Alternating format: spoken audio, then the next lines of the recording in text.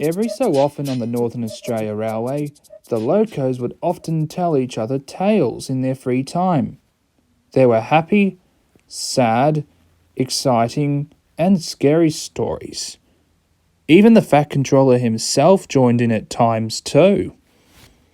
One afternoon, Reginald visited the locos. The locos all liked it when the old loco came. They barely ever got to see him since he went off to his preservation society. Do you remember the time when there was old crossing gates outside the main station? He asked them. Grumbled Robert. He didn't like being reminded of that particular date. Oh, said Gino. I've never heard a story about that before. Please tell me, Reginald, please. Well, since I'm not here every day, I suppose I may as well tell you. And so this is the story that Reginald told Gino. Once before Gino, or even Alistair, came to the Northern Australia Railway, there used to be very old heritage-listed crossing gates outside the main station. The crossing had been modernised with modern equipment, flashing lights, and was automated. One day, Robert backed up to an express train after having been in the works for some modifications and some just general adjustments.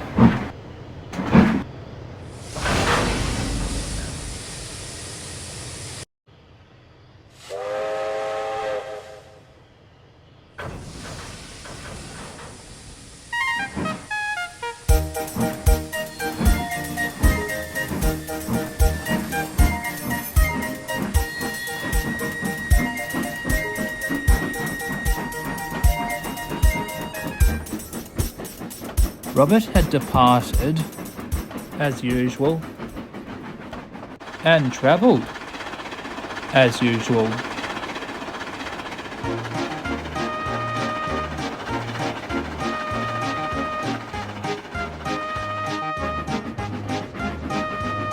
But when he came to the first station, Robert discovered that his brakes were very stiff, and as a result, he ended up overlapping the platform and had to reverse back to let the passengers out.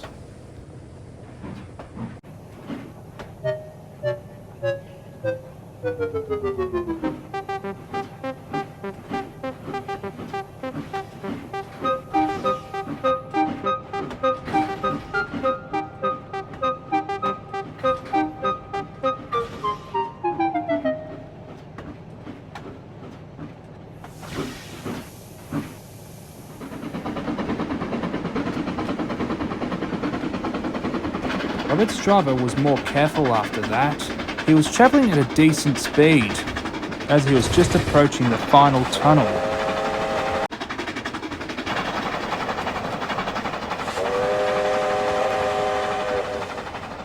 And no sooner had Robert entered the tunnel, his driver tried to start applying the brakes, but they were jammed. The crossing had been activated, but it usually took a few seconds for the gates to actually start closing. About 20 to 30 seconds usually, and by the time Robert's driver was able to put on the brake, it was too late.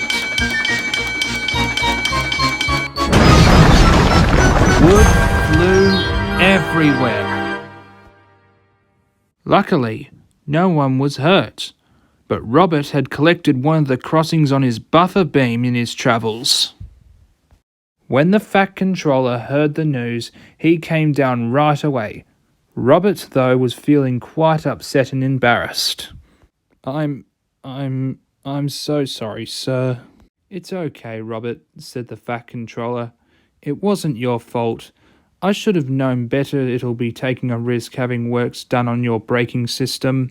But it looks as if though the consequence has been it's destroyed my beautifully preserved wooden gates. The Fat Controller then walked down to inspect the gates. As the Fat Controller was making his inspection, Robert overheard him talking to himself, and it didn't sound any good.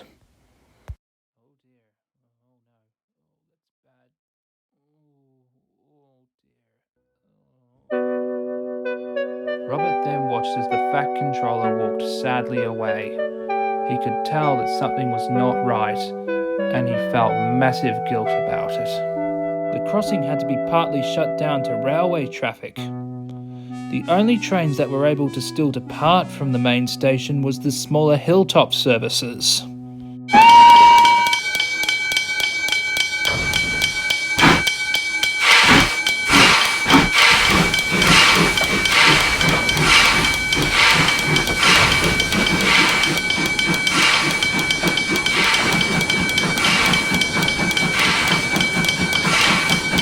And buses were called in to take care of mainline passengers and drop them off just outside the station. The Fat Controller was now in a big mess. He was wondering what exactly was the right thing to do for the crossing. And then eventually when the crossing reopened, it was a very sad sight. It had been fitted with boom gates. It was emotional for any locomotive that had to go over the crossing at first, and was for quite a few months.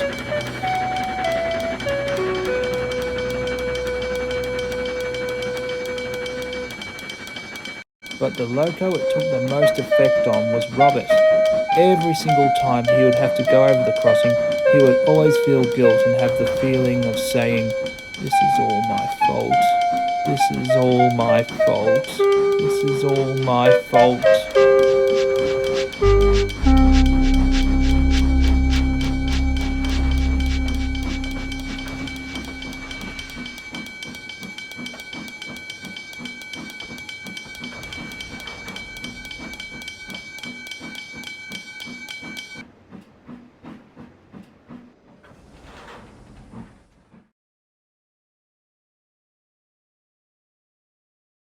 It was a surprise to Robert when 2 weeks later, in the local newsletter, Robert read that the remaining crossing gates that hadn't been destroyed had been saved and were now being repurposed.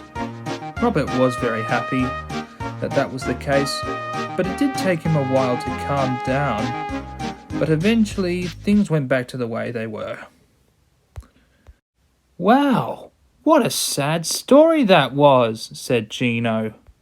"Yeah, but one thing that confuses me," said Alistair, joining in, is why didn't the Fat Controller just replace them with replica gates?" I did hear he was considering it at some point," said Reginald, "but he just couldn't afford to have them made up.